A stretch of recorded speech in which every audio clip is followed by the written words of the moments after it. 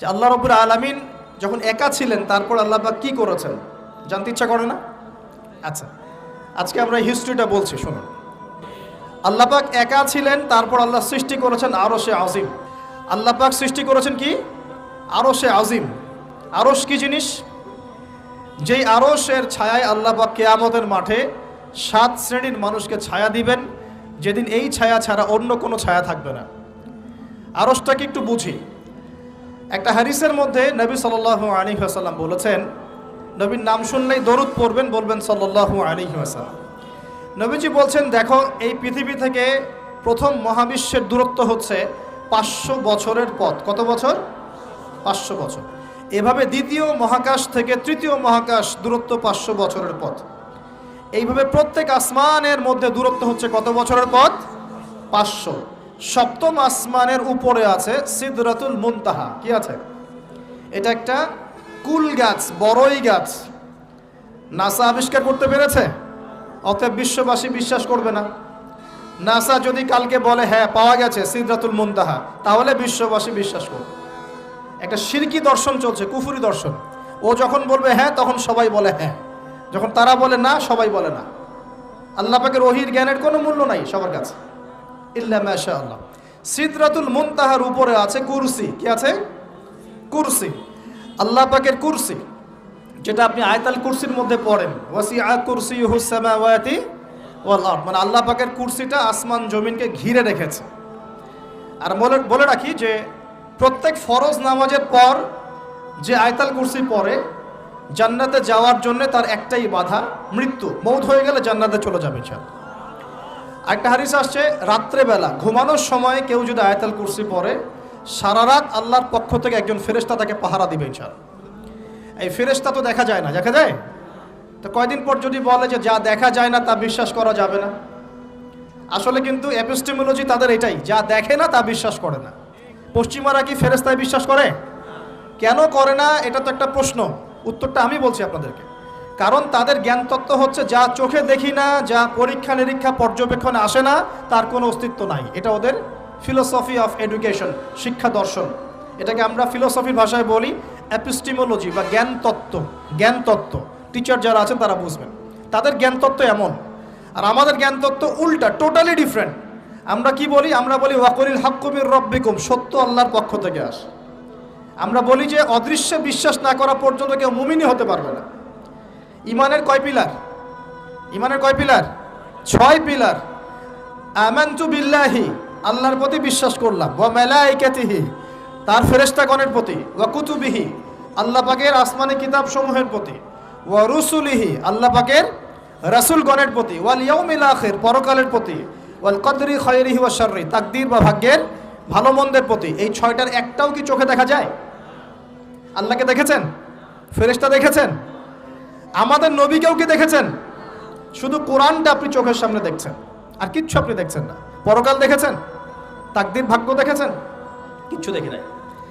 এই 6টা পিলারে বিশ্বাস না করতে পারলে কেউ মুমিন হতে পারবে না। পারবে? আলিফ লাম মিম যালিকাল কিতাবু লা রাইবা ফি হুদাল লিল মুত্তাকিন। কারা মুত্তাকি? আল্লাযীনা ইউমিনুনা বিল গায়বি। এই যে 6টা গায়েবে যারা বিশ্বাস করে, এরা হলো মুমিন, মুত্তাকি। তাহলে আমাদের জ্ঞানের ভিত্তিটা কি? আমরা অদৃশ্যে বিশ্বাস করি, আর ওদের জ্ঞানের ভিত্তি হচ্ছে ওরা চাক্ষুষ যা দেখে তাতে বিশ্বাস করে। এই জায়গাতেই তো পার্থক্য জ্ঞানতাত্ত্বিক। এই কারণেই ওরা ফেরেশতায় বিশ্বাস করে না, আল্লাহয় বিশ্বাস করে না, নবী রসুলগণে বিশ্বাস করে না। তারা বলছে আল্লাহর সন্তান আছে, নাউযুবিল্লাহ। হ্যাঁ, তারা আসমানি কিতাবে বিশ্বাস করছে না, তার ধর্মের কনসেপ্টে বিশ্বাস করছে না। তারা পরকাল, পুনরুত্থান, হাসর, কিয়ামত, মিজান, পুলসিরাত কিছুই বিশ্বাস করে না। বিশ্বাসগত পার্থক্য এখানে। এখন মুমিন মুসলিম হিসাবে আমরা বিশ্বাস করি আল্লাহ পাকের ফেরেশতা আছে না নাই? আছে। এখন এই ফেরেশতারা 8জন ফেরেশতা, বড় বড় 8জন ফেরেশতা, তারা আল্লাহ পাকের আরশটাকে ধরে রেখেছে। কয়জন ফেরেশতা? 8জন। এই 8জন ফেরেশতা আল্লাহর আরশকে টেনে নিয়ে আসবে কিয়ামতের মাঠে। বলেন সুবহানাল্লাহ। আল্লাহ পাকের এমনও ফেরেশতা আছেন যারা একটা ফুৎকার দিবে, জাস্ট একটা ফু, এক ফুৎকারে পুরো মহাবিশ্ব ধ্বংস হয়ে যাবে। এত শক্তিশালী ফেরেশতা আছে আল্লাহ পাকে। আমরা যখন মায়ের গর্ভে ছিলাম, এরকম একজন ফেরেশতাই আল্লাহর পক্ষ থেকে রূহ নিয়ে এসে মায়ের গর্ভে ফুঁকে দিয়েছে। এবং আল্লাহর হুকুমে 4টা বিষয় লিখে দিয়েছে। আমরা প্রত্যেকে যখন মায়ের গর্ভে ছিলাম, বয়স ছিল 4 মাস 10 দিন। আমরা তো সব ভুলে গেছি এখন এগুলো, মাত্র 4 মাস 10 দিন। এখন শরীরে শক্তি আছে তো, এই জন্য শৈশব বাল্যকাল সব ভুলে গেছি। আবার একদিন শরীরে শক্তি থাকবে না, তখন আবার আল্লাহ আল্লাহ করা শুরু করবে। 2 দিন ডায়রিয়া হলেই আল্লাহ আল্লাহ শুরু হয়ে যায়। যখন মানুষ সুস্থ থাকে আল্লাহর বিরুদ্ধাচারণ করে, আল্লাহ বলতে কেউ নাই। ঠিক আছে? তো ওই ফেরেশতা লিখে দিয়েছেন 4টা জিনিস আল্লাহর পক্ষ থেকে। 1, সেই ব্যক্তির হায়াত কতটুকু হবে। 2, দুনিয়াতে রিজিক পাবে, কি কি রিজিক পাবে। 3 নাম্বার, তার কাজগুলো কি কি হবে, দুনিয়ায় কি কি কাজ করবে সে। আর 4 নাম্বার, তার সৌভাগ্য, সে সৌভাগ্যবান হবে না দুর্ভাগ্যবান হবে, মানে জান্নাতি হবে না জাহান্নামী হবে। এটা লিখে দেওয়া হয়ে গেছে। এখন এরকম 8 জন বড় বড় ফেরেশতা আল্লাহর আরশটাকে ধরে রেখেছে। আর আমরা বলছি কুরসির কথা। এই কুরসি আসমান জমিনকে ঘিরে আছে। আর আয়াতুল কুরসি যে ব্যক্তি তেলাওয়াত করবে ইনশাআল্লাহ তাআলা আল্লাহর পক্ষ থেকে একজন ফেরেশতা তাকে সারা রাত পাহারা দিবে ইনশাআল্লাহ। কে অপরকে আল্লাহর জন্য মহব্বত করে। বয়ফ্রেন্ড গার্লফ্রেন্ড ট্রেডিশন বলা হচ্ছে না, বয়ফ্রেন্ড গার্লফ্রেন্ডের হারাম জেনার ভালোবাসা বলা হচ্ছে না। কি বলা হচ্ছে? দিনের জন্যে, আল্লাহর জন্যে দুজন পরস্পরকে ভালোবাসে, আল্লাহর জন্যেই বিচ্ছেদ ঘটে। 5 নাম্বার, সেই ব্যক্তি যাকে, যুবক ভাই শোনেন ভালো করে, সেই ব্যক্তি যাকে কোনো সুন্দরী নারী জেনার জন্যে ডাকে। সুন্দরী উচ্চ বংশের কোনো মেয়ে নিজেই জেনা করার জন্য ডাকে, কিন্তু যুবক বলে আমি আল্লাহকে ভয় করি, ইন্নী আখাফুল্লাহ, আমি আল্লাহকে ভয় করি। এরকম যুবক আছে এখনো বাকি সমাজে? এখন তো ইচ্ছা করেই মানুষ জেনা করে। এখন তো জেনা এত সহজ, মানুষ 1000, 1500, 2000 টাকা দিয়ে জেনা করতে পারে। এই সমাজে জেনা সহজ, বিয়ে হয়েছে কঠিন। এই সমাজে জেনাটা সহজ হয়ে গেছে, বিয়েটা কঠিন হয়ে গেছে। এই জন্য বিয়ের ঝামেলা অনেকে যেতে চায় না। জেনা করেই তো আমি যা উদ্ধার করার করছি। বিয়ে করলে খাওয়াতে হবে, নিজের পায়ে দাঁড়াতে হবে, এই লাগবে সেই লাগবে, সুবহানাল্লাহ। কিন্তু প্রিয় ভাই মনে রাখবেন, যদি আপনি জেনা থেকে বেঁচে থাকতে পারেন, আল্লাহ পাক আপনাকে সাক্ষাৎ মৃত্যুর হাত থেকেও বাঁচাতে পারেন। এটা আমি এমনি এমনি বলি নাই, আমি দলিল দিচ্ছি। জেনা এমন একটা পাপ, যেই পাপ থেকে যদি কোনো যুবক নিজেকে বাঁচাতে পারে, আল্লাহ পাক তাকে সাক্ষাৎ মৌতের হাত থেকেও বাঁচাতে পারবে ইনশাআল্লাহ। কিভাবে? 3 বন্ধু যাচ্ছে রাস্তা দিয়ে, হঠাৎ করে ঝড়, বন্ধু 3 জন ঢুকে গেল গুহার মধ্যে। কিসের মধ্যে? গুহায়, যে পাহাড়ি এলাকায় আপনারা থাকেন যারা, গুহার মধ্যে। হঠাৎ করে পাহাড়ের পাথর দিয়ে গুহার মুখটা বন্ধ হয়ে গেল। এখন খোলার কোনো অপশন নাই। সবাই বলছে এখন 3 জন, এখন তো আমরা বের হতে পারবো না। সবাই সবার নেক আমলের ওসিলা দিয়ে আল্লাহর কাছে দোয়া করো। কিসের ওসিলা দিয়ে? নেক আমলের ওসিলা দিয়ে দোয়া করতে হয়। যে হাদিস, মৃত মানুষকে ওসিলা করে তার জন্যে নজর মানত জবাই করে দোয়া করতে হয় না, নিজের নেক আমলের ওসিলা দিয়ে আল্লাহর কাছে দোয়া করতে হয়। আল্লাহ পাক এখন দোয়া শুনলেন। একজন বলছে আমি আমার পিতা মাতাকে খুব খেদমত করতাম, তাদেরকে দুধ পান না করে দুধ পান করাতাম না, নিজেও করতাম না, ছেলেদেরকে করাতাম না। আল্লাহ এই কাজটা তোমার ভালো লাগলে আজকে গুহার মুখ থেকে পাথর সরিয়ে দাও। পাথর একটু সরে গেল। পাথর আল্লাহর কথা শোনে কিনা? শোনে না? সবাই আল্লাহর কথা শোনে। আগুন আল্লাহর কথা শোনে কিনা? ইব্রাহিমের জন্য আগুন ঠান্ডা হয়ে যায় নাই? আচ্ছা, তারপরে আরেকজন দোয়া করছে, আল্লাহ আমার এক কর্মচারী ছিল, তার বেতন বাকি ছিল, সে বেতন না নিয়ে চলে গেছে, আমি সেই বেতনটা দিয়ে কিছু গবাদি পশু কিনেছি। আস্তে আস্তে গবাদি পশু বেড়েছে, অনেক দিন পর সে এসেছে টাকা চাওয়ার জন্য। তা আমি বলেছি সবই তোমার, সব নিয়ে চলে যাও। সে বলেছে আপনি কি ফাইজলামি করতেছেন আমার সাথে? আমার টাকা আমাকে দেন। বলছে না, তোমার টাকা দিয়ে আমি এটা কিনেছিলাম, আজকে বংশবৃদ্ধি হয়েছে, সব তোমার, নিয়ে যাও। সে নিয়ে গেল। সে বলছে আল্লাহ এই কাজ যদি তোমার সন্তুষ্টির জন্য করে থাকি, আজকে আমাকে বাঁচাও। পাথর একটু সরে গেল। এবার তৃতীয় ব্যক্তি, এই ছেলে বলছে, যুবক ছেলে, আল্লাহ আমার একজন চাচাতো বোন ছিল। কে ছিল? এই যে বয়ফ্রেন্ড গার্লফ্রেন্ড, খালাতো বোন, চাচাতো বোন, এখন তো বিচ্ছিরি অবস্থা। এখন এমন একটা অবস্থা, পশ্চিমা সভ্যতার রিপোর্টগুলো পড়ে দেখি, ভাইও বোনের সাথে জেনা করে। ওদের ওখানে নিজের আপন পিতার দ্বারাও মেয়ে সেক্সুয়াল হ্যারাসমেন্টের শিকার হয়। ওরা আমাদেরকে শেখায় এখন ভালো কোনটা মন্দ কোনটা। আর আমরাও আমাদের মাথাটা কবে যে বিক্রি করে দিলাম, ওদের কাছ থেকে ভালো মন্দ শিখতে হচ্ছে। কোরআন সুন্নাহ বাদ দিয়ে ওদের কাছ থেকে ভালো মন্দ শিখতে হচ্ছে। তো চাচাতো বোনকে সে খুব ভালোবাসতো, তাকে সে পেতে চাইতো, মানে তার সাথে সেক্সুয়াল সম্পর্ক করতে চাইতো। আমাকে 1000 বা 100 স্বর্ণ মুদ্রা দিতে পারো, দিনার, তাহলে আমি তোমার সাথে সেক্স করব, মানে জেনা করব, নাউজুবিল্লাহ। তো সেই ছেলে অনেক কষ্ট করে এই টাকাগুলো বা এই দিনারগুলো অর্জন করে, কামাই করে, দিনরাত পরিশ্রম করে, ঠিক আপনারা যেমন করছেন আর। তো এরপর সে তার স্বর্ণ মুদ্রা দেয়, দিয়ে বলে যে এখন আমাকে আমার কাজ করতে দাও। তখন সেই মেয়ে রাজি হয়। ঠিক যে মুহূর্তে তারা সেক্সুয়াল সম্পর্কটা করবে, ঠিক ওই মুহূর্তেই এই মেয়ে বলে ওঠে, হে আল্লাহর বান্দা, আল্লাহকে ভয় করো। আমি সারা জীবন আমার সতীত্বকে ধরে রেখেছি, কাউকে দেইনি, আমি কারোর সাথে এরকম অন্যায় করি নাই, আমি খারাপ মেয়ে নই, তুমি আমার ইজ্জতটা নষ্ট করো না। কে বলছে কথা? মেয়ে। ওই অবস্থা থেকে কি একটা ছেলের উঠে আসা সম্ভব? এটা কি এতটাই সহজ? এটা কিন্তু সহজ না। সত্যি কথা বলতে এই বিষয়টা কিন্তু এতটাও সহজ না। যারা অবিবাহিত তারা হয়তো বুঝতে পারবে না, বিবাহিতরা বুঝতে পারছে। তো ওই অবস্থা থেকে সেই টাকাগুলো না নিয়ে সেই স্বর্ণমুদ্রা মেয়েকে দিয়ে ওখান থেকে সেই ছেলে উঠে আসে আল্লাহর ভয়ে। সে এখন গুহার মধ্যে আটকা পড়েছে, আল্লাহকে বলছে, আল্লাহ ওই দিন ওই কাজ যদি তোমার সন্তুষ্টির জন্য করে থাকি, আজকে আমাকে মৃত্যুর হাত থেকে বাঁচাও। সমস্ত পাথর ধপধপ করে সরে গেল গুহার মুখ থেকে। এটা কিন্তু কোনো গাল গল্প না, এটা বনু ইসরায়েলের ঘটনা, সত্য ঘটনা। এই হাদিস থেকে আমি আপনাকে দলিল দিচ্ছি যে যদি জেনার মতো পাপ থেকে আমি সরে আসতে পারি, সাক্ষাৎ মৌত থেকে আল্লাহ বাঁচাতে পারে। প্রিয় ভাই, সেই যুবক আরশের ছায়া ছায়া পাবে যে তার যৌবনকালটাকে আল্লাহর পথে কাটিয়েছে, এবং যাকে কোনো সুন্দরী মেয়ে জেনার জন্য আহ্বান করে, সে বলে আমি আল্লাহকে ভয় করি। আমরা তওবা করি, আমরা কোনো প্রকার জেনার পাপে যাব না ইনশাআল্লাহ। যদি হারাম কোনো সম্পর্ক থেকে থাকে, আজকেই এই নাম্বার ডিলিট করে ফেলতে হবে। আল্লাহ পাক তৌফিক দান করুন। ডিলিট করার আগে আবার ফোন করে বলেন না যে আজকে থেকে আর কথা বলবো না, তাহলে এই কথা আর কোনোদিন শেষ হবে না। একবারই বন্ধ, ডিসকানেক্টেড। কার জন্যে? আল্লাহর জন্য। এবং এটা করার পরে আল্লাহকে বলতে হবে, আল্লাহ শুধু তোমার ভয়ে এবং তোমার সন্তুষ্টি পাওয়ার জন্যে আমি জেনা থেকে বেরিয়ে আসলাম। আল্লাহ তুমি আমাকে হেদায়েত দাও, ঈমান দাও, আমল দাও, এবং তোমার রাস্তায় আমাকে বেহিসাব রিজিক দাও। এবং নেককার কুমারী, নেককার প্রেমময়ী, তাকওয়াবান, মুত্তাকি একজন স্ত্রী আল্লাহ তুমি আমাকে দান করো। ইনশাআল্লাহ আল্লাহ পাক আপনাকে দান করো। আল্লাহ পাক দান করো। আল্লাহ পাকের জমিন প্রশস্ত, আল্লাহর হাত প্রশস্ত। আল্লাহর হাতকে সংকীর্ণ মনে করবেন না, আল্লাহর জমিনকে সংকীর্ণ মনে করবেন না। আল্লাহ পাক যাকে ইচ্ছা বেহিসাব রিজিক দিতে পারে ইনশাআল্লাহ। আল্লাহ পাক আমাদের সবাইকে বেহিসাব রিজিক দান করুন বলি আমিন। আর কে? আর সেই ব্যক্তি যে এত গোপনে দান করে, যার বাহাত জানে না ডান হাত কি দান করেছে, যার বাহাত জানে না ডান হাত কি দান করেছে। আমাদের মতো নয় যে 10,000 টাকা দান করলে সবাইকে না জানানো পর্যন্ত ঘুম হচ্ছে না, এমন নয়। দান এমন গোপনে করে যে তার বাহাত জানে না ডান হাত কি দান করছে। আল্লাহ পাক আমাদের সবাইকে গোপনে দান করার তৌফিক দেন।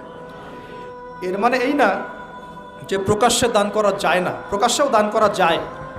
অন্যকে উৎসাহিত করার জন্যে প্রকাশ্যেও দান করা যায়, কিন্তু গোপন দান আল্লাহর কাছে অনেক বেশি পছন্দের। আর 7 নাম্বার সেই ব্যক্তি যে নীরবে নিভৃতে গোপনে আল্লাহর কথা স্মরণ করে কাঁদে এবং তার চোখ দিয়ে অশ্রু প্রবাহিত হয়। এই 7 শ্রেণীর মানুষকে আল্লাহ পাক কিয়ামতের মাঠে আরশের ছায়ায় ছায়া দিবে ইনশাআল্লাহ। আমরা কি পেতে চাই? আল্লাহ পাক এই আরশ সবার আগে সৃষ্টি করেছেন। তারপর কি সৃষ্টি করেছেন? কলম। কি? কলম। কলম সৃষ্টি করে আল্লাহ পাক বলেছেন উকতুব, লিখো। কলম বলছে মাযা আকতুব, আমি কি লিখবো? আল্লাহ বলছেন কিয়ামত পর্যন্ত যা হবে সব লিখো। লাউহে মাহফুজে কলম লেখা শুরু করেছে, কিয়ামত পর্যন্ত যা হবে সব লেখা হয়ে গেছে অলরেডি। অতএব রিজিক নিয়ে আপনার টেনশন করার কোনো দরকার নাই, যা লেখা হয়েছে পাবেন ইনশাআল্লাহ। যদি হালাল পথে চান হালাল পথে পাবেন, হারাম পথে চাইলে হারাম পথে পাবেন। আপনি যা তাকদিরে আছে এর বাইরে আপনি কিছু পাবেন না, যতই চেষ্টা করেন। আল্লাহ পাক আমাদের সবাইকে তাকদির নিয়ে সন্তুষ্ট থাকার তৌফিক দান করুন। এই তো প্রথম বিশ্বযুদ্ধে কত মানুষ মারা গেছে? 3 থেকে 4 কোটি। 3 থেকে 4 কোটি। নবী সাল্লাল্লাহু আলাইহি ওয়াসাল্লাম এবং সাহাবীরা যত যুদ্ধ করেছেন ইসলামের জন্য, সবগুলো যুদ্ধের পরিসংখ্যান মিলালে 10,000 মানুষও মারা যায় নাই, 10,000ও না। আর তোমাদের শুধু প্রথম বিশ্বযুদ্ধেই 3 থেকে 4 কোটি মানুষ মারা গেছে। সেকেন্ড ওয়ার্ল্ড ওয়ারে মারা গেছে 7 থেকে 8 কোটি মানুষ। ভিয়েতনাম যুদ্ধে এরকম প্রায় 4 থেকে 5 লক্ষ, আরও বেশি হতে পারে। চায়নায়, রাশিয়ায়, আপনার ইতালিতে যে বড় বড় রেভলিউশনগুলো হয়েছে, দেখবেন লক্ষ লক্ষ মানুষ মারা গেছে, লক্ষ লক্ষ। এই যে শুরু হয়েছে ইউক্রেন রাশিয়া, এই যুদ্ধ এত তাড়াতাড়ি থামবে না, এই যুদ্ধ এত দ্রুত বন্ধ হবে না, এটা কন্টিনিউয়াসলি চলতে থাকবে। ওদের প্ল্যান ছিল সিরিয়াকে নিয়ে, সিরিয়াকে কেন্দ্র করে তার একটা মালহামা চেয়েছিল, গ্রেট ওয়ার, বিশ্বযুদ্ধ। ওটা হয়নি, আলহামদুলিল্লাহ হয় নাই, আলহামদুলিল্লাহ হয়নি। এখন নতুন পরিকল্পনা হচ্ছে এই যে ইউক্রেন রাশিয়া ইস্যু নিয়ে সারা ওয়ার্ল্ডে একটা ফেতনা সৃষ্টি করে। অলরেডি তারা ফেতনা সৃষ্টি করেই ফেলেছে, গ্যাসের দাম বেড়ে গেছে, তেলের দাম বেড়ে গেছে, এক্সপোর্ট ইম্পোর্ট কলাপস করছে, অনেক সমস্যা হচ্ছে। এবং এটাকে জিয়ে রাখা হচ্ছে অস্ত্র দিয়ে, প্রযুক্তি দিয়ে, হ্যাঁ, ট্যাঙ্ক দিয়ে, সমরাস্ত্র দিয়ে ওরা জিয়ে রাখছে যুদ্ধটাকে, যে চলুক, কন্টিনিউয়াসলি চলতে থাক। কারণ তাদের উদ্দেশ্য হচ্ছে পুরো বিশ্বে একটা ম্যাসাকার যুদ্ধ লাগানো। এটা আস্তে আস্তে আপনারা বুঝতে পারবেন, আমাকে কিছুই বলতে হবে না, আস্তে আস্তে আপনারা এমনি বুঝতে পারবেন। সারা বিশ্বে একটা গ্রেট ওয়ার হতে পারে, যেটাকে মিলিটারি অ্যাফেয়ার্স যারা বুঝেন তারা বলেন যে নিউক্লিয়ার ওয়ার বা পারমাণবিক যুদ্ধের কথা বলেন। এটা কিন্তু আমাদের দরজায় দাঁড়িয়ে আছে। আমরা দোয়া করি এমনটা না হোক, কিন্তু হতে পারে। আমরা দোয়া করি এমনটা না হোক, কিন্তু হতে পারে। হলে কি হবে সেই চিন্তা আমাদের করতে হবে। তো যারা বলে ইসলাম তরবারির জোরে ছড়িয়েছে, তাদের এইসব কথা বলার কোনো অধিকার নাই, এতে লজ্জা করা উচিত। কারণ শুধু ফার্স্ট ওয়ার্ল্ড ওয়ারেই 3 থেকে 4 কোটি মানুষকে তারা মেরে ফেলেছে। আল্লাহ পাক কি বলছেন? আল্লাহ পাক বলছেন, ইন্নী আ'লামু মা লা তা'লামুন, আমি যা জানি তোমরা তা জানো না। মানে আমার অনেক শুকরগুজার বান্দা থাকবে যারা আমার আনুগত্য করবে, আমার বিরুদ্ধাচরণ করবে না। আমরা ওই বান্দাদের অন্তর্ভুক্ত হতে চাই, আল্লাহ পাক কবুল করুন বলি। এটা বলে রাখি যে জান্নাতের 120টা কাতার হবে। কয় কাতার? 120 কাতার। এর মধ্যে 80টা কাতার হবে উম্মতে মুহাম্মাদের মধ্য থেকে, আলহামদুলিল্লাহ। এবার আল্লাহ পাক আদম আলাইহিস সালামকে সৃষ্টি করলেন নিজ হাতে। সূরা সাদের মধ্যে আল্লাহ পাক বলেছেন, খালাকতু বিয়াদাই, আমি নিজ হাতে ওকে সৃষ্টি করেছি। আল্লাহর হাত কেমন সেটা ব্যাখ্যা করার দরকার নাই, এগুলো নিয়ে চিন্তা করতে যাবেন না। আল্লাহ পাকের মতোই, কারোর সাথে সাদৃশ্যপূর্ণ নন। আল্লাহ পাক এবার আদম আলাইহিস সালামকে সৃষ্টি করে নাম শিক্ষা দিলেন। ওয়াল্লামা আদামাল আসমাআ কুল্লাহা, এই মহাবিশ্বের যত জ্ঞান আল্লাহ পাক আদম আলাইহিস সালামকে শিক্ষা দিলেন। বলেন সুবহানাল্লাহ। এখান থেকে দলিল পেলাম আমাদের পিতা বানর থেকে হয় নাই, আমাদের পিতাকে আল্লাহ পাক সৃষ্টি করেছেন। আমাদের পিতাকে কে সৃষ্টি করেছেন? আল্লাহ রাব্বুল আলামিন। তাও আবার নিজ হাতে, মানে কি? ভালোবাসা দিয়ে, ভালোবেসে, মহব্বতের সাথে। এই খলাকতু বিয়াদাই, আমি নিজ হাতে সৃষ্টি করেছি, এই কথা মানুষ ছাড়া, আদম আলাইহিস সালাম ছাড়া অন্য কারোর জন্য আল্লাহ পাক বলেন নাই। অন্য সবার জন্য আল্লাহ পাক বলেছেন, ইযা আরাদা শাইআন আইয়াকুল লাহু কুন ফায়াকুন। যখন আল্লাহ পাক কিছু করতে চান খালি বলেন কুন, হও, ফায়াকুন, হয়ে যায়। ওখানে আল্লাহ পাক বলেন নাই সাগর সৃষ্টি করেছে হাত দিয়ে, এই গ্রহ নক্ষত্র সৃষ্টি করেছে আমার হাত দিয়ে। আল্লাহ পাক এমনটা বলেন নাই। আদম আলাইহিস সালামকে আল্লাহ পাক কত মহব্বত করেন, আল্লাহ পাক বলছেন যে আমি তাকে আমার নিজ হাতে সৃষ্টি করেছি। আর আজকে তোমরা শেখাচ্ছ মানুষকে, আস্তাগফিরুল্লাহ, যে মানুষ বানর থেকে হয়ে যায়। কত বড় কুফরি, কত বড় শিরক, কত বড় লজ্জা। নিজের সম্মান মানুষ নিজেভাবে নষ্ট করতে পারে, নিজের সম্মান নিজে নষ্ট করতে পারে। আমাদেরকে আল্লাহ সৃষ্টি করেছেন আদম আলাইহিস সালাম থেকে। তারপরে যান, শুধু সৃষ্টি করেন নাই, আল্লাহ পাক সমস্ত নাম শিক্ষা দিয়েছেন। নাম মানে এখানে শুধু নাম, মঙ্গল, নেপচুন, প্লুটো এগুলো না। নাম মানে হচ্ছে জ্ঞান। নাম মানে কি? জ্ঞান। একটা এক্সাম্পল দেই, যখন আপনি বাচ্চাকে বলেন যে A for Apple, A for কি? অ্যাপল যে শিখাচ্ছেন, অ্যাপল বলতে কিন্তু সে শুধুমাত্র একটা ওয়ার্ড শিখে না, ও কিন্তু শিখে অ্যাপল মানে একটা এমন কিছু যেটা খেতে হয়। কি করতে হয়? খেতে হয়। যখন আপনি শেখান এ ফর অ্যান্ট, ও বুঝতে পারে অ্যান্ট হচ্ছে একটা সৃষ্টি, এটা চলাচল করে, কালো কালো দেখতে, ও কিন্তু মাথার মধ্যে ওটা ছবি এঁকে নেয়। তো এটা নাম মানে শুধু নাম না, জ্ঞান। আল্লাহ পাক আদম আলাইহিস সালামকে সমস্ত জ্ঞান শিক্ষা দিলেন। আল্লামাল ইনসান মা লাম ইয়ালাম, আল্লাহ বলছেন আমি মানুষকে সেই জ্ঞান শিক্ষা দিয়েছি যা মানুষ জানতো না। মানে আমরা সৃষ্টিগতভাবে জ্ঞানী ছিলাম না, আল্লাহ পাক জ্ঞান শিক্ষা দিয়েছেন। কোন জ্ঞান শিক্ষা দিয়েছেন?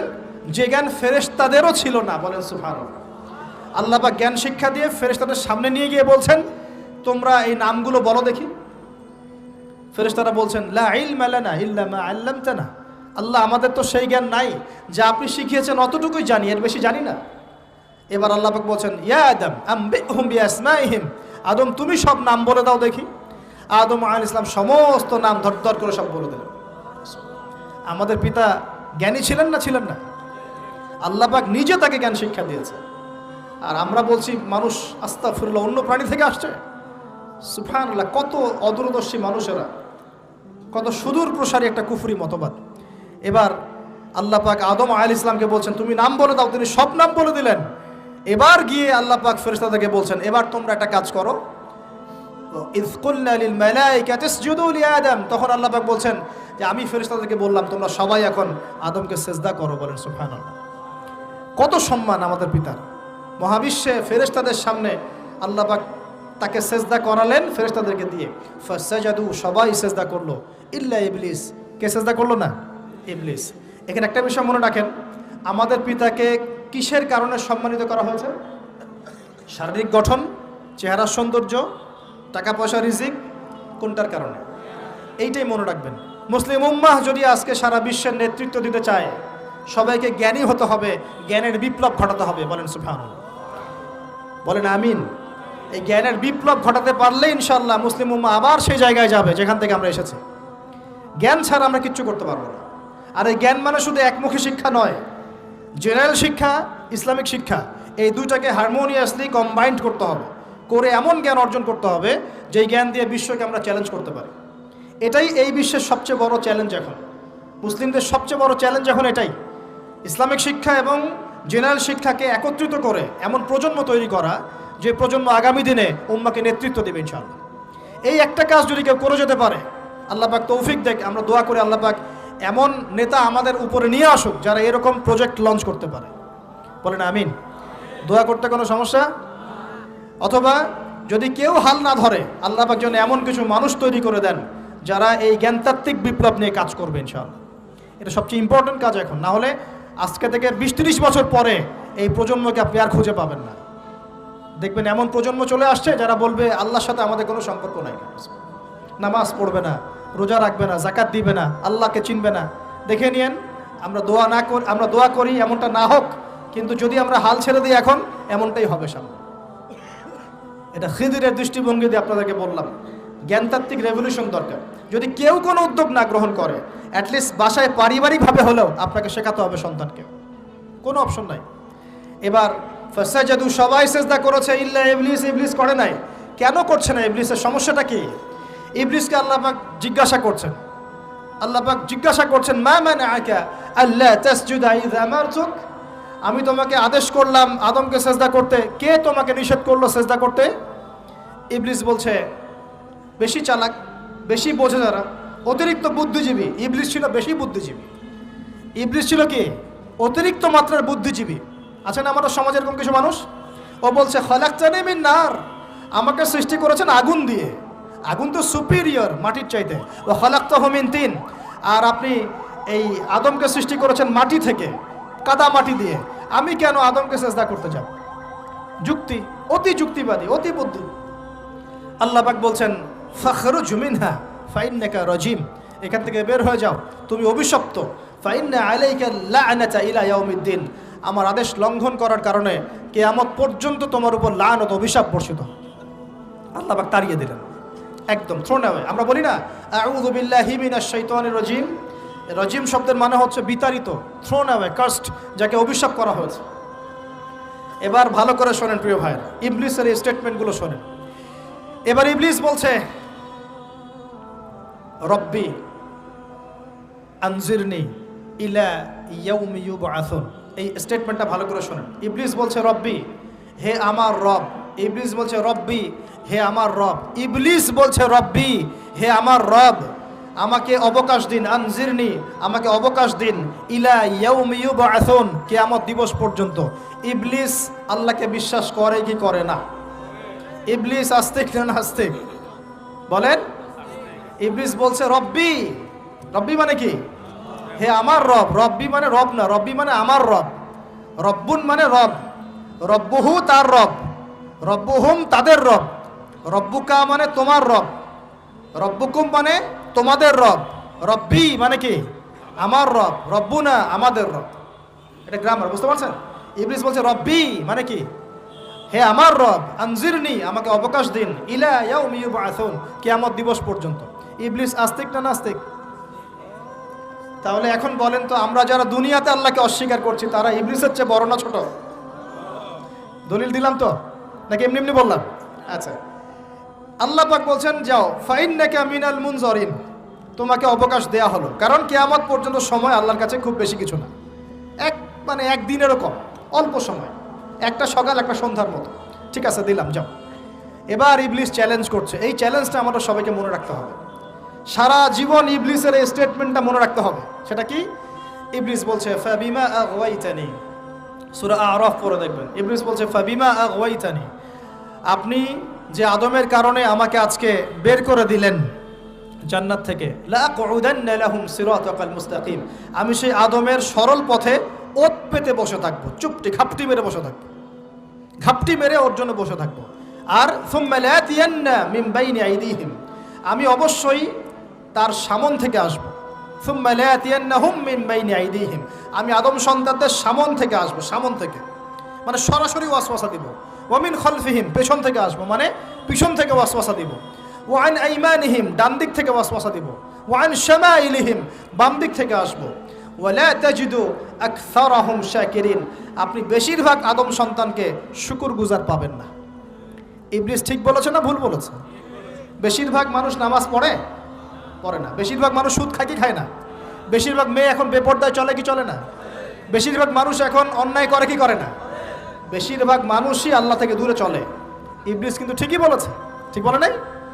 আচ্ছা, আল্লাহ পাক বলছেন ঠিক আছে যাও, তোমার চ্যালেঞ্জ তোমার জায়গায়, তবে আমার বান্দারা যদি সারা জীবনও অন্যায় করার পরে একবার, যদি খালি একটাবার মন থেকে তাওবাতান নাসুহা মানে প্রকৃত তওবা করে, খালেস তওবা করে, আল্লাহর কাছে ফিরে আসে, বলে আস্তাগফিরুল্লাহ, আল্লাহ আমাকে মাফ করে দাও, রব্বিগফির ওয়ারহাম, আল্লাহ মাফ করো, ক্ষমা করো, আস্তাগফিরুল্লাহাল্লাযী লা ইলাহা ইল্লা হুয়াল হাইয়ুল কাইয়ুম ওয়া আতুবু ইলাইহি, বা আমার কাছে একটাবার যদি মাফ চায়, ক্ষমা চায়, তার সারা জীবনের গুনাহ আমি মাফ করে দেব ইনশাআল্লাহ। আর কি চাই? ওই যে বললাম না, আমাদেরকে ভালোবেসে আল্লাহ সৃষ্টি করেছেন। এবার ইবলিস চলে গেল, আর আদম আলাইহিস সালামের পাঁজর থেকে আল্লাহ পাক সৃষ্টি করলেন হাওয়া আলাইহিস সালাম। বলে সুবহানাল্লাহ। কারণ সঙ্গিনী ছাড়া আমরা চলতে পারবো না, পারবো? যারা চিরকুমার সঙ্গে নাম লেখাচ্ছ, এগুলো থেকে বের হয়ে আস। এখন চিরকুমার থাকার টেন্ডেন্সি মানুষের, চিরকুমার থাকতে হবে কেন? সঙ্গীর দরকার আছে কি নাই?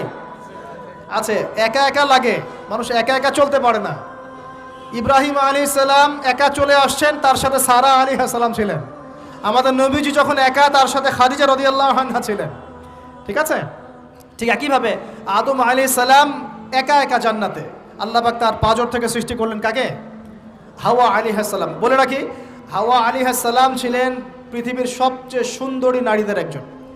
দুজন নারীকে সবচেয়ে সুন্দরী বলা হয়, কয়জন? একজন হাওয়া আলাইহিস সালাম, আর একজন ইব্রাহিম আলাইহিস সালামের স্ত্রী সারা আলাইহিস সালাম। মনে থাকবে? এখানে মনে রাখবেন, নিজে যদি পবিত্র থাকেন, নিজের চরিত্রকে পবিত্র রাখেন, ইনশাআল্লাহ আপনি সব দিক থেকে ভালো একজন মেয়ে পাবেন ইনশাআল্লাহ। নিজের চরিত্র ঠিক থাকবে না, জেনা করবেন, 10 ঘাটের পানি খেয়ে আসবেন, দেখবেন যাকে বিয়ে করেছেন ও 15 ঘাটের পানি খেয়ে আসছে। সতর্ক থাকবেন, আল্লাহ পাক হেফাজত করুন বলি আমিন। এবার তারা দুজন জান্নাতে থাকতে লাগলেন। আল্লাহ পাক বলছেন, একটু মনোযোগ দেন, আল্লাহ বলছেন যে তোমরা দুজন জান্নাতে থাকো। ফাকুলা মিনহা রাগাদান হাইসু শি'তুমা, জান্নাতে যা ইচ্ছা তোমরা খাও, কোনো সমস্যা নেই, থাকো, খাও। ওয়ালা তাকরাবা হাদিহিশ শাজারা, কিন্তু একটা আদেশ করছি তোমাদেরকে, এই যে গাছটা দেখছো, এই গাছের কাছেও যাবে না। শব্দগুলো বোঝার চেষ্টা করো। আল্লাহ পাক বলছেন না যে গাছের ফল খাবে না, আল্লাহ পাক বলছেন গাছের কাছেও যাবে না। ঠিক যেমন আল্লাহ বলছেন ওয়ালা তাকরাবু আমওয়ালাল ইয়াতীম, এতিমের মালের কাছেও যাবে না। আল্লাহ বলছেন না এতিমের মাল খেও না। আল্লাহ বলছেন ওয়ালা তাকরাবু জিনা, জেনার কাছেও যেও না। আল্লাহ কিন্তু বলছেন না জেনা করো না। ঠিক একই ভাষায় আল্লাহ পাক বলছেন ওয়ালা তাকরাবা হাদিহিশ শাজারা, তোমরা দুজন এই গাছের কাছেও যাবে না। That's all. আর কোনো সমস্যা নাই, জান্নাতে থাকো। এবার তারা জান্নাতে থাকতে লাগলেন। থাকতে থাকতে এক পর্যায়ে ইবলিস ওয়াসওয়াসা দেওয়া শুরু করলো। কি ওয়াসওয়াসা দিল যে আমাদের পিতামাতা সেখানে চলে গেলেন? ভাবার বিষয় তো নাকি? কি এমন বলল ইবলিস যে তা আমাদের পিতামাতা রিসিভড হয়ে গেলেন? এই কথাটা আছে সূরা তাহায়। কোন সূরা? সূরা তাহা পড়ে দেখবেন, আল্লাহ পাক বলছেন ইবলিস আমাদের পিতাকে বোঝাচ্ছে, বলছে ইয়া আদম, হে আদম, হাল আদুল্লুকা, আমি কি তোমাকে জানিয়ে দিব, আমি কি তোমাকে জানিয়ে দেব, খবর দিব, আলা শাজারাতিল খুলদি ওয়া মুলকিন লা ইয়াবলা, এমন একটা গাছের কথা কি জানিয়ে দিব যেই গাছের কাছে গেলে বা তার ফল খেলে তুমি দুটো জিনিস পাবে, চিরস্থায়িত্ব পাবে, কোনোদিন মরবে না, আর বিশাল ক্ষমতার মালিক হবে। এক পর্যায়ে পিতা মাতা চলে গেলেন, ফল খেয়ে ফেললেন, যদিও বা ফল খাওয়ার কথাটা কোরআনে নাই, কোরআনে আছে তারা গাছের কাছে চলে গেলেন। কি হলো গাছের কাছে যাওয়ার পরে? ফালাম্মা যাকাশ শাজারা, ফালাম্মা যাকাশ শাজারা, আল্লাহ পাক বলছেন যখন তারা গাছের কাছে চলে গেলেন, ভাই লক্ষ্য করেন, যখন তারা গাছের কাছে চলে গেলেন প্রথম যে ঘটনা ঘটলো, বাদাত লাহুমা সাওআতুহুমা, তাদের যে কাপড় ছিল জান্নাতের কাপড়, গায়ে কাপড়টা ধাপাস করে খুলে পড়ে গেল। এখানে যদি আপনার কাপড়টা খুলে যায় কেমন লাগবে? বা কেউ যদি জোর করে কাপড় আপনার খুলে ফেলে কেমন লাগবে? কেউ যদি 10 জন জোর করে ধরে আপনার কাপড় খুলে দেয় কেমন লাগবে? আপনি নিজের জীবনের চাইতে বেশি কাপড়টা ধরে রাখার দিকে মনোযোগী হবেন না? আমাদের পিতা মাতাকে শয়তান জান্নাতে ফেরেশতাদের সামনে নগ্ন করে দিল, কাপড় খুলে পড়ে গেল। তার মানে জান্নাতে আমাদের পিতা মাতাকে নগ্ন করেছে কে? ইবলিস। তাহলে দুনিয়াতে যারা এখন আমাদের গা থেকে কাপড় খুলতে চায়, বেপর্দায় চলতে চায়, পর্দাকে কুপ্রথা বলে, কুসংস্কার বলে, যারা বলে যে অশ্লীলতার বিপ্লব ঘটুক, পোশাকের কোনো বাধা ধরা নিয়ম না থাকুক, সবাই স্বাধীন, যারা নগ্নতা অশ্লীলতার প্রচার প্রসার চায়, যারা মুসলিমদের গা থেকে কাপড় খুলতে চায়, এরা তাহলে কার হয়ে কাজ করছে? যেই কাজ শয়তান করেছে জান্নাতে ওই কাজই তারা করছে এখন জমিনে। কথা কি প্রমাণ করতে পারলাম? প্রথম দুর্ঘটনা কোনটা? প্রথম দুর্ঘটনা এটা নয় যে তারা আল্লাহর হুকুম আহকাম ত্যাগ করেছেন, আল্লাহকে অস্বীকার করেছেন, কুফরি করেছেন, শিরিক করেছেন, এগুলো হয়নি। প্রথমে সর্বপ্রথম দুর্ঘটনা হয়েছে গা থেকে কাপড় খুলে পড়ে গেছে, তাও জান্নাতে সবার সামনে। এবার আমাদের পিতামাতার কি অবস্থা চিন্তা করেন, লজ্জাস্থান প্রকাশিত হয়ে গেছে। এবার তারা জান্নাতের গাছের পাতা ছিঁড়ে ছিঁড়ে ছিঁড়ে গা এই লজ্জাস্থান ঢাকা শুরু করলেন। এটা সূরা আরাফের মধ্যে আছে। এবার আল্লাহ পাক তাদেরকে বললেন, আলাম আকুল লাকুমা, আমি কি তোমাদের দুজনকে বলি নাই, ইন্নাশ শাইতানা লাকুমা আদুউম মুবিন, শয়তান তোমাদের স্পষ্ট শত্রু, আমি কি তোমাদেরকে বলি নাই? এবার আমাদের পিতামাতা দরদর করে চোখের পানি ফেলে দিয়ে আল্লাহকে বলছেন, রব্বানা যালামনা আনফুসানা ওয়া ইল্লাম তাগফির লানা ওয়া তারহামনা লানাকুনান্না মিনাল খাসিরিন। এই দোয়া করার পর আল্লাহ পাক তাদেরকে মাফ করে দিলেন, বলে সুবহানাল্লাহ। কিন্তু জান্নাতে আর থাকা হলো না, জান্নাতে আর থাকা হলো না। আমরা অনেকে মনে করি এই ঘটনার কারণে হয়তো আল্লাহ পাক তাদেরকে নামিয়ে দিয়েছেন, এই কথাও ঠিক না। কেন ঠিক না? কারণ আল্লাহ পাক দুনিয়া সৃষ্টি করেছেন আগে, আর আল্লাহ আগেই মানুষ সৃষ্টি করার আগেই আল্লাহ পাক বলেছেন দুনিয়াতে আমার খলিফা পাঠাবো। তার মানে দুনিয়াতে যে আদম আলাইহিস সালামকে পাঠানো হবে এটা আগে থেকেই লেখা ছিল। এবার নামিয়ে দিচ্ছেন আল্লাহ পাক, কুল নাহবিতু মিনহা জামিআ, তোমরা সবাই এখন নেমে যাও। কে কে নেমে যাও? আদম, হাওয়া, ইবলিস সব নেমে যাও। কোথায় নেমে যাও? দুনিয়াতে নেমে যাও। এই হাদিসটা কি জানেন? হাদিসটা শুনে রাখেন, এটা আখিরুজ জামান বা কিয়ামতের আলামত সংক্রান্ত হাদিসগুলোর মধ্যে পাবেন। আল্লাহর রাসূল সাল্লাল্লাহু আলাইহি ওয়াসাল্লাম বলেছেন, কিয়ামতের আগে আগে আমার উম্মতের মধ্যে, ভালো করে শোনেন, কিয়ামতের আগে আগে আমার উম্মতের মধ্যে একদল মানুষ বের হবে যারা মদ পানকে হালাল মনে করবে। কাকে? মদ পান করাকে হালাল মনে করবে। যারা বাদ্যযন্ত্র, গায়িকা, নায়িকা এগুলো নিয়ে নর্তকী নাচাবে রাতের বেলা, এগুলোকে হালাল মনে করবে। যারা অশ্লীলতা, বেহায়াপনাকে জায়েজ করে নিবে, ঠিক আছে, এরকম কয়েকটা পাপের কথা বলে নবীজি বলছেন একদিন সকালবেলা আল্লাহ পাক তাদেরকে ঘৃণিত বানরে পরিণত করবে। এটা হবে সামনে, কখন কিভাবে হবে আল্লাহ ভালো জানেন। এবার আমি কনসেপ্টে চলে আসি। এই যে পৃথিবীতে নেমে আসলাম, তাহলে আমরা কোত্থেকে আসছি ভাই? আমরা কি পৃথিবীর অধিবাসী ছিলাম? আমরা জান্নাতে ছিলাম, ওখান থেকে আল্লাহ পাক পাঠিয়েছে। এবার পৃথিবীতে এসে আদম আলাইহিস সালামের যুগে খুব একটা দুর্ঘটনা ঘটে নাই, একটা ঘটেছে। কয়টা? একটা। ভাই হাবিলের কুরবানি কবুল হয়, কাবিলের অন্তর্দাহ হয়, জ্বালা হয়। কেন হাবিলেরটা কবুল হবে, কাবিলের কেন হচ্ছে না? এই হিংসার বশবর্তী হয়ে কাবিল হাবিলকে হত্যা করে ফেলে। হত্যা করে লাশটা দাফন করার পদ্ধতিও তার জানা ছিল না। আল্লাহ কাককে পাঠালেন, কাককে দেখে সে শিখল। প্রথম দুর্ঘটনা হচ্ছে হাবিল কাবিলের দুর্ঘটনা। বলে রাখি, আজকেও নিজের ভাইয়ের বেশে বহু কাবিল মুসলিম সমাজের মধ্যে ঘুরে বেড়ায়। নিজের ভাইয়ের লেবাসে পোশাকে সুরতেই বহু কাবিল এখনও কিন্তু মুসলিম সমাজে ঘুরে বেড়ায়। তো আমরা কাবিলদেরকে কাবিলের পরিণতি সম্পর্কে সচেতন করতে চাই। হাবিল বলেছিল, তুমি যদি আমাকে মারতে আসো আমি তোমাকে মারার জন্য হাত বাড়াবো না। হাবিল জান্নাতে যাবে আর কাবিল জাহান্নামে যাবে। কেন কাবিল জাহান্নামে যাবে? নবীজি বলেছেন, পৃথিবীর প্রথম হত্যাকাণ্ড সংগঠিত করেছে কাবিল। এ কারণে পৃথিবীতে যত খুন হবে সমস্ত খুনের পাপের একটা অংশ কাবিলের আমল নামায় যোগ করা হবে। বলেন নাউজুবিল্লাহ। একটা কথা মনে রাখবেন, সদকায়ে জারিয়া যেমন আছে, গুনাহে জারিয়াও আছে। একটা মদের দোকান দিয়েছেন, যত মানুষ মদ খাচ্ছে সমস্ত গুনার একটা অংশ আপনার কাঁধে আসছে। সিনেমা হল করেছেন, মানুষ সারাদিন নেকটা ছবি দেখে, নগ্ন ছবি দেখে, যত মানুষ এখানে পাপ করবে সমস্ত পাপের একটা অংশ আপনার কাঁধে যাবে। আবার একটা মাদ্রাসা করেছেন, যত মানুষ এখানে দ্বীনি ইলম শিখবে এই নেকির একটা অংশ আপনি পাবেন ইনশাআল্লাহ। মরে গেলেও কবরে পাবেন ইনশাআল্লাহ। আল্লাহ পাক আমাদের সবাইকে সদকায়ে জারিয়া করার তৌফিক দেন, গুনাহে জারিয়া থেকে বাঁচিয়ে রাখুন। খুব খেয়াল রাখবেন, আল্লাহ পাক আমাদের হেফাজত করুন বলি আমিন। এবার ওই যুগ শেষ, নূহ আলাইহিস সালামের যুগ। এই যুগে আল্লাহর একই সুন্নত। নূহ আলাইহিস সালাম 950 বছর দাওয়াত দিলেন, 40টা বা 80টা পরিবার ইসলাম কবুল করেছে, বাকিরা করে নাই। যারা করে নাই আল্লাহ পাক তাদেরকে ডুবিয়ে মারলেন, যারা করেছে আল্লাহ পাক উদ্ধার করলেন। সোজা কথা। আজকে সারা পৃথিবীতে যত মানুষ আমরা বেঁচে আছি না, আমরা কোনো না কোনোভাবে ওই 80 পরিবারের সদস্য। আমরা ভাই ভাই বা আমরা ওই ফ্যামিলি, 80 ফ্যামিলির অন্তর্ভুক্ত। কীরকম করে? নূহ আলাইহিস সালামের 4 সন্তান ছিল। কয় সন্তান? এক সন্তানের নাম হচ্ছে হাম। কি নাম? হাম। হাম ছিল একটু কালো বর্ণের। হামকে দিয়ে আফ্রিকার কন্টিনেন্টে যত মানুষ দেখছেন ব্ল্যাক স্কিনের, কালো স্কিন, এরা সবাই হামের বংশধর। মজা না বিষয়টা? মানুষের অস্তিত্ব পৃথিবীতে, ইতিহাস, এগুলো খুব ইন্টারেস্টিং টপিক। ইতিহাস পড়তে থাকলে আপনি ডুবে যাবেন। কত কি যে বিশ্ব হয়েছে আর কত কিছু হবে সামনে, সুবহানাল্লাহ। তখন আপনার অস্তিত্ব জানান দিবে যে আমি কত ক্ষুদ্র, মহাবিশ্ব কত বড়, আল্লাহ কত বড়, কত সময় চলে গেছে আর আমি এই সময় কি করছি। এক ভাইয়ের নাম শাম। এই শামকে কেন্দ্র করে এই আরবের যে মানুষগুলো আছে, আরব, অ্যারাবিয়ান, এরা শামের বংশধর। আরেক ভাইয়ের নাম ইয়াফাস। কি নাম? ইয়াফাস। ইয়াফাসের বংশধর হচ্ছে পশ্চিমারা, মানে রোমক যারা, তারা। আরেক ভাইয়ের নাম ছিল কেনান। কি নাম? কেনান। এ ইমান নিয়ে আসে নাই, ওই যে প্লাবনে ডুবে মরে গেছে। মরে যাওয়ার পরে আদম আলাইহিস সালাম বলেছিল, আল্লাহ আমার পরিবারের অন্তর্ভুক্তকে মাফ করে দাও। আল্লাহ বলেছেন, লাইসা মিন আহলিক, সে তোমার পরিবারের কেউ না। নবীর সন্তান হয়েও, নবীর সন্তান হওয়ার পরেও ইমান না আনার কারণে সে জাহান্নামে গেছে।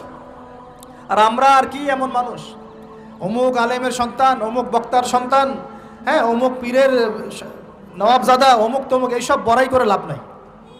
আমল, আকীদা, ঈমান যদি ঠিক না থাকে, আমাদের বংশ পরিচয় আমাদেরকে বাঁচাতে পারবে, আমাদের দেশ, জাতীয়তাবাদ, বর্ণ বাঁচাতে পারবে না। যার যার কবরে তাকে তাকে যেতে হবে।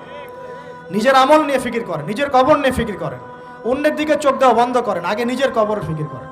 আল্লাহ পাক সবাইকে তৌফিক এনায়েত করুন বলি। যারা বুদ্ধিমান তারা নিজেকে নিয়ে ব্যস্ত থাকে, যারা যারা অহংকারী, উদ্ধত, এরা মানুষের পিছনে পড়ে থাকে। আল্লাহ পাক আমাদের সবাইকে নিজের চেহারা আয়নায় দেখার তৌফিক দান করুন, আমিন। প্রিয় ভাইরা, নূহ আলাইহিস সালামের যুগ চলে গেল, 950 বছর দাওয়াত দেওয়ার পরে এই পরিণতি হয়েছে। এরপরে আসছে ইব্রাহিম আলাইহিস সালামের সময়। আল্লাহ পাক তাকে উদ্ধার করেছেন, অগ্নি পরীক্ষা থেকে বাঁচিয়েছেন, নমরুদকে আল্লাহ পাক ধ্বংস করেছেন। আল্লাহ পাক এরপরে এনেছেন আদ জাতি। আদ জাতির হুদ আলাইহিস সালাম এবং তার অনুসারীদেরকে আল্লাহ পাক বাঁচিয়েছেন, বাকিদেরকে ধ্বংস করে দিয়েছেন ঝড় দিয়ে, বায়ু প্রবাহ দিয়ে। সামুদ জাতি এসেছে, সামুদ জাতিকে আল্লাহ পাক ধ্বংস করেছেন বজ্রপাত দিয়ে, বিদ্যুৎ দিয়ে। আর সালেহ আলাইহিস সালাম এবং তার অনুসারীদেরকে বাঁচিয়ে দিয়েছেন।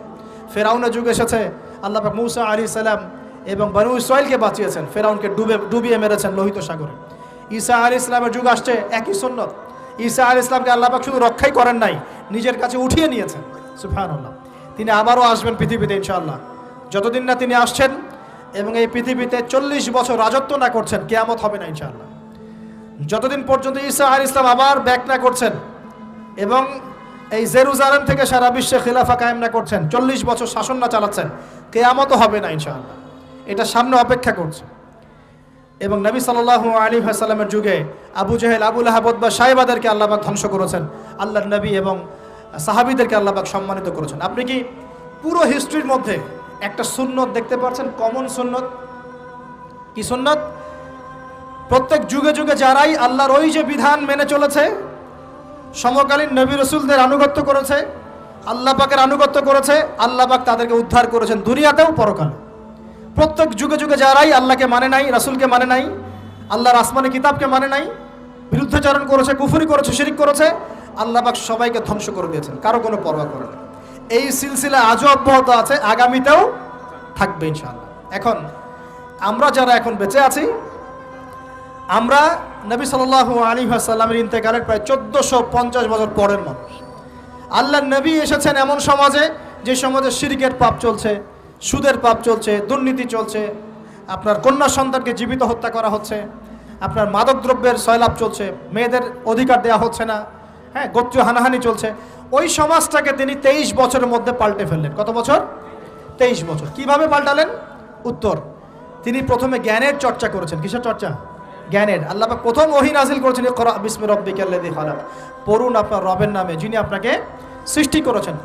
নবী সাল্লাল্লাহু আলাইহি ওয়াসাল্লাম সাহাবীগণ কোরআনের 6টা হক আদায় করেছেন। কয়টা হক? 6টা। তারা কোরআন পড়া শিখেছেন। আমরা সবাই কোরআন পড়া শিখবো তো ইনশাআল্লাহ? তারা কোরআনের অর্থ শিখেছেন। আমরা কোরআনের অর্থ শিখবো তো ইনশাআল্লাহ? তারা কোরআনের আদেশগুলো মেনেছেন। আমরা কোরআনের সব আদেশ মানবো তো ইনশাআল্লাহ? তারা কোরআনের সমস্ত নিষেধগুলো বর্জন করেছেন। আমরা নিষেধ বর্জন করবো তো ইনশাআল্লাহ? তারা কোরআনের দাওয়াত মানুষের কাছে পৌঁছে দিয়েছেন। আমরা কোরআনের দাওয়াত দিব তো ইনশাআল্লাহ? এবং 6 নাম্বার, তারা কোরআনের বিধানগুলোকে বাস্তবায়ন করেছেন। আমরাও বাস্তবায়নের চেষ্টা করবো তো ইনশাআল্লাহ? এই 6টা হক আদায়ের ফলে 23 বছরের ব্যবধানে জাহেলি মক্কা একদম সোনালী মক্কায় পরিণত হয়েছে। 23 বছর পরের মক্কায় আপনি কোনো সুদ পাবেন, কোনো শিরক পাবেন, কোনো মূর্তি পূজা পাবেন, কোনো মেয়ের অবমাননা পাবেন, কোনো জেনা, কোনো ব্যভিচার, কোনো ধর্ষণ, কিচ্ছু পাবেন? 23 বছর পরের মক্কায় কোনো পাপ পাবেন না। কিভাবে সমাজ পরিবর্তন হলো? এই কোরআনের হক আদায়ের মধ্য দিয়ে হয়েছে, নবীর সুন্নাত প্রতিষ্ঠার মধ্য দিয়ে হয়েছে। এরপর কি থেমে গিয়েছিল? উত্তর, না। এরপর আবু বকর সিদ্দিকের যুগ এসেছে, প্রায় 2 থেকে 2.5 বছর তিনি শাসন কার্য চালিয়েছেন। ওই যুগে কি মানুষ আবার খারাপ হয়ে গিয়েছিল? উত্তর, না। বরং ইসলাম আরও বেগবান হয়েছে, আলহামদুলিল্লাহ। এরপর এসেছে ওমর রাদিয়াল্লাহু আনহুর যুগ। কত বছর? প্রায় 10 বছর। কত বছর? 10 বছর। এই 10 বছরে কি মুসলিমরা আবার খারাপ হয়ে গিয়েছিল? ওমর রাদিয়াল্লাহু আনহুর কোর্টের মধ্যে কি প্রতিদিন কেস আসতো? সারা বছরে একটা কেসও আসতো না। মানুষ এত ভালো ছিল, সারা বছরে একটা কেসও আসতো না। বরং যারা রাষ্ট্রীয় পর্যায়ে দায়িত্বশীল ছিল, তারা এসে বলতো যে আমাদের ভাতাগুলো বন্ধ করে দেন, বসে বসে বেতন নিব কেন, কোনো তো কেসই আসে না, বসে থাকবো কেন? এরকম সমাজ ছিল। একজন ব্যক্তি খুঁজে পাওয়া যেত না যে নামাজ পড়ে না, একজন মুসলিম পাওয়া যেত না যে যাকাত দেয় না সামর্থ্য থাকলে, এমন মুসলিম খুঁজে পাওয়া যেত না যে কোরআন পড়তে জানে না, হাদিসের চর্চা করে না, যে দাওয়াতি কাজ করে না, যে আল্লাহর পথে দাওয়াত এবং জিহাদে আত্মনিয়োগ করে না, এমন মুসলিমই খুঁজে পাওয়া যেত না। এরপরে আসলো উসমান রাদিয়াল্লাহু আনহুর যুগ। ওই যুগে ফিতনা শেষের দিকে সৃষ্টি হওয়া শুরু হলো। কোন বিষয়কে কেন্দ্র করে? কোরআন সংকলনকে কেন্দ্র করে ফিতনা সৃষ্টি হলো। আতাতায়ীদের, বিদ্রোহীদের হাতে উসমান রাদিয়াল্লাহু আনহুকে নির্মমভাবে শাহাদাত বরণ করতে হয়েছে। তিনি প্রায় 12 বছর শাসন কার্য চালিয়েছেন। ইসলাম আরও এগিয়ে গেছে। এরপর এসেছে আলী রাদিয়াল্লাহু আনহুর যুগ। আলী রাদিয়াল্লাহু আনহুর খেলাফতে ওই উসমান রাদিয়াল্লাহু আনহুর ঘটনাকে কেন্দ্র করে, হত্যাকাণ্ডকে কেন্দ্র করে মুয়াবিয়া রাদিয়াল্লাহু আনহু এবং আলী রাদিয়াল্লাহু আনহুর মাঝখানে একটা ব্যাটল, একটা যুদ্ধ হয়ে গেছে। এর নাম হলো সিফফিনের যুদ্ধ। কিসের যুদ্ধ? সিফফিন। যাই হোক, এক পর্যায়ে আলী রাদিয়াল্লাহু আনহুকে এরকম বিদ্রোহীদের হাতে, খারেজিদের হাতে শহীদ হতে হয়। বলেন ইন্না লিল্লাহ ওয়া ইন্না ইলাইহি রাজিউন। তারপরে হাসান রাদিয়াল্লাহু আনহু অল্প কয়েকদিন শাসন কার্য চালান। তারপর উম্মার ঐক্যের খাতিরে তিনি তার শাসন কার্যের ভারটাকে মুয়াবিয়া রাদিয়াল্লাহু আনহুর হাতে সোপর্দ করে দেন, যা ছেড়ে দিলাম। মুয়াবিয়া রাদিয়াল্লাহু আনহুর সময় থেকে উমাইয়াদের শাসন শুরু হয়। উমাইয়ারা শাসন করেছে প্রায় 132 হিজরি পর্যন্ত। কত হিজরি? 132 হিজরি পর্যন্ত, প্রায় 92 ইয়ার্স, 90-92 বছর তারা শাসন করেছে। এ সময় ইসলাম আরও এগিয়ে গেছে, পিছিয়ে যায় নাই। ফিতনা এসেছে, দমন করা হয়েছে। মুসলিমরা বীর দর্পে বিশ্বের বুকে শাসন কার্য চালিয়েছে। এরপর এসেছে আব্বাসীয়দের খেলাফত। জাব নদীর যুদ্ধে উমাইয়াদের পরাজয়ের পরে আব্বাসীয়রা ক্ষমতায় আসে। তারাও ইসলামকে এগিয়ে নেওয়ার চেষ্টা করছিল, ইসলাম এগিয়ে যাচ্ছিল, জ্ঞান বিজ্ঞানের প্রসার হচ্ছিল। আলহামদুলিল্লাহ, ইসলাম পিছিয়ে যায় নাই, মুসলিমরা পিছিয়ে যায় নাই। সারা বিশ্বে দাপটের সাথে আমরা চলেছি। তারপর আস্তে আস্তে ওই আব্বাসীয়দের পতন শুরু হলো। কাদের হাতে? এই তাতারিদের হাতে, মঙ্গোলিয়ানদের হাতে। মাত্র 40 দিনের ব্যবধানে পুরো বাগদাদের মধ্যে প্রায় 20 থেকে 25 লক্ষ মানুষকে হত্যা করা হয়েছে। বাইতুল হিকমা ধ্বংস করে দেওয়া হয়েছে, লাইব্রেরি ধ্বংস করে দেওয়া হয়েছে, বইপত্রকে নদীতে ফেলে দেওয়া হয়েছে। তারা ছিল উগ্র জাতি। মঙ্গোলিয়ানদের নাম শোনেন নাই? হালাকু খান নাম শুনেছেন? চেঙ্গিস খান, হালাকু খান নাম শোনেন নাই? ওদের হাতে মুসলিমদের ব্যাপক দমন পীড়ন সহ্য করতে হয়েছে। এভাবে যুগে যুগে তারপর ক্রুসেডাররা আসছে, ক্রুসেড 1টা 2টা 3টা ক্রুসেড হচ্ছে। আস্তে আস্তে উসমানীয়দের রাইজিং হয়েছে, ফাতেমি খেলাফত এসেছে, মামলুকদের শাসন এসেছে, এদিকে মোগলরা শাসন করেছে, কর্ডোভার দিকে আব্দুর রহমান তারা শাসন করেছে। মানে এক কথায় সারা বিশ্বে মুসলিম শাসন ছিল। অটোমান এম্পায়ার 1923 এই সময়ের দিকে, 1914 থেকে 1923 এই সময় পর্যন্ত অটোমান এম্পায়াররাই বিশ্বে ছিল। তারপরে মুসলিমরা আস্তে আস্তে রাষ্ট্র ভাগ করে ফেলেছে, প্রত্যেক রাষ্ট্র টুকরা টুকরা হয়ে গেছে, ইউনিটি নষ্ট হয়ে গেছে, রাষ্ট্রের ভিতরে বিভিন্ন ফাসাদ তৈরি করে দেওয়া হয়েছে, মুসলিমদের ঐক্য ভেঙে গেছে, ইকোনমি দুর্বল হচ্ছে, সব মিলিয়ে আজকে মুসলিমদের আজকে এই অবস্থা হচ্ছে। আমাদের এখন যুবকরা চিনে না আল্লাহকে, নামাজ পড়তে মানুষ খুঁজে পাওয়া যাচ্ছে না, যাকাত দেওয়ার মানুষ পাওয়া যায় না, রমজান মাসে পার্ট টাইম রোজা রাখে, পার্ট টাইম তারাবি পড়ে, পার্ট টাইম জুমায় আসে, পার্ট টাইম ঈদে নামাজ পড়ে। প্রজন্ম আস্তে আস্তে এই জায়গায় চলে আসছে, আল্লাহকে চিনে না, রাসূলকে চিনে না, ইসলামের হিস্ট্রি জানে না, আমাদের শেকড় জানে না। এমনি এমনি হয়নি, লাস্ট 100 বছরে এই জায়গায় আমরা আসছি। লাস্ট 100 বছরের হিস্ট্রি ভালো করে পড়ে দেখবেন, বলার সময় নাই এখানে। লাস্ট 100 বছরের হিস্ট্রি পড়ে দেখবেন যে জায়গায় আমরা ছিলাম সেখান থেকে একদম তলানিতে নেমে চলে আসছি। এখন প্রশ্ন হচ্ছে, এই অবস্থায় কি চিরস্থায়ী থাকবো নাকি এখান থেকে আমরা সামনে যাব? সামনে যে এমনি এমনি যাওয়া হবে না এটা নিশ্চিত। সামনে যাওয়ার জন্য কিছু কাজ এবং ক্রাইটেরিয়া মেনটেন করতে হবে। আমরা জানি এরপরে আসবে ইমামুল মাহদির শাসন, তারপরে আসবে নবী ঈসা আলাইহিস সালামের শাসন, তারপরে দাজ্জালকে মেরে ফেলা হবে।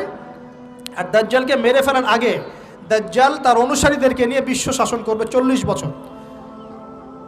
40 বছর না, 40 দিন। 40 দিন। প্রথম দিন হবে 1 বছরের সমান, দ্বিতীয় দিন হচ্ছে 1 মাস, তৃতীয় দিন 1 সপ্তাহের সমান। তারপরে দিনগুলো আমাদের দিনের মতোই। এরপর ঈসা আলাইহিস সালামের আগমনের মধ্য দিয়ে তার ধ্বংস হবে। এরপর ইয়াজুজ আর মাজুজ বের হবে। ইয়াজুজ আর মাজুজ খুব হিংস্র হবে, তাদেরকে হত্যা করার ক্ষমতা মুসলিমদের থাকবে না। মুসলিমরা তুর পাহাড়ে আশ্রয় নেবে, আল্লাহ পাকের গজবে তাদের ঘাড়ের মধ্যে একটা ভাইরাস জন্ম নেবে, এতে তারা মারা যাবে। বড় বড় নখরওয়ালা প্রাণী আল্লাহ পাঠাবেন, পাখি, এরা এসে এদেরকে উঠিয়ে উঠিয়ে কোনো জায়গায় ফেলে দিবে, মহাবিশ্বের কোনো এক জায়গায় এনে ফেলে দিবে। তারপর আল্লাহ পাক বৃষ্টি বর্ষণ করবেন, প্রচুর বৃষ্টি বর্ষিত হবে এবং বিশ্বের এই জমিনটা উর্বর হবে। তখন একটা ডালিম দেখেছেন ডালিম?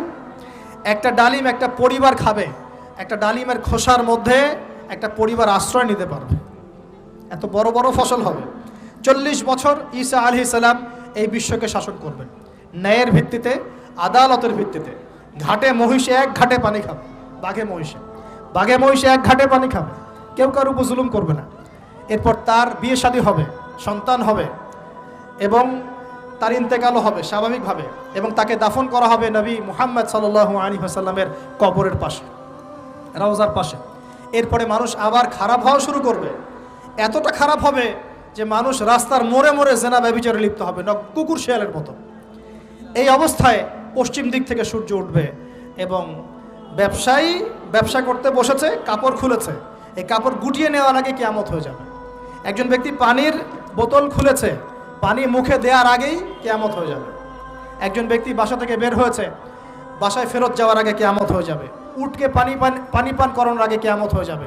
ওই সময় তওবার দরজা বন্ধ হয়ে যাবে। এই ইসরাফিল আলাইহিস সালাম সিংহায় ফুঁক দিয়ে দিবেন, মহাবিশ্ব ধ্বংস হয়ে যাবে। আল্লাহ পাক দ্বিতীয় ফুৎকারের মধ্য দিয়ে আবার সবাইকে উঠাবেন এবং এই দুনিয়ার জীবনে আমরা যে কাজগুলো করেছি এর হিসাব আমাদেরকে দিতে হবে। সেদিন যদি আমরা আল্লাহর কাছে প্রত্যেকটা কাজের হিসাব দিতে পারি, কোরআন সুন্নাহর উপর থাকতে পারি, আল্লাহর বিধিবিধান মেনে চলতে পারি, এই কারাগারের জীবনে আল্লাহর বিধান মেনে চলতে পারি, ইনশাআল্লাহ যেই জান্নাত থেকে আসছি আবার সেখানে ফিরে যাবো ইনশাআল্লাহ। আর যদি ওই দিন আমরা হিসাব দিতে ব্যর্থ হই, আল্লাহ না করুক, তাহলে ওই ইবলিসের সাথে, তার অনুসারীদের সাথে আমাদের সবাইকে জাহান্নামে থাকতে হবে বলে নাউজুবিল্লাহ। এভাবে হিস্ট্রি শুরু হয়েছে, হিস্ট্রি শেষ হবে। এই দুনিয়া চিরস্থায়ী হবে না, আর আমাদের অবস্থা এমন থাকবে না। এখন শেষ কথা হচ্ছে, এই অবস্থা থেকে উত্তরণের জন্য আমাদের কি করণীয় আছে? উত্তর, আমাদের প্রথম দরকার জ্ঞান চর্চা। কি দরকার ভাই? জ্ঞান চর্চা, প্রচুর জ্ঞান চর্চা প্রয়োজন। জ্ঞান নাই কিছুই করতে পারবো না। দ্বিতীয় কাজ হলো আমাদের সবার দরকার জানা অনুযায়ী আমল করা। জানা অনুযায়ী আমল করা, যে যত বেশি জানি আমল করার চেষ্টা করি, আল্লাহ পাক তৌফিক দান করুন। এরপর দরকার আদর্শ পরিবার গড়ে তোলা। পারিবারিক আদর্শ সুন্দর হলে পরে সমাজটা সুন্দর হবে ইনশাআল্লাহ। আল্লাহ পাক আমাদের সবাইকে আদর্শ পরিবার গড়ার তৌফিক দান করুন।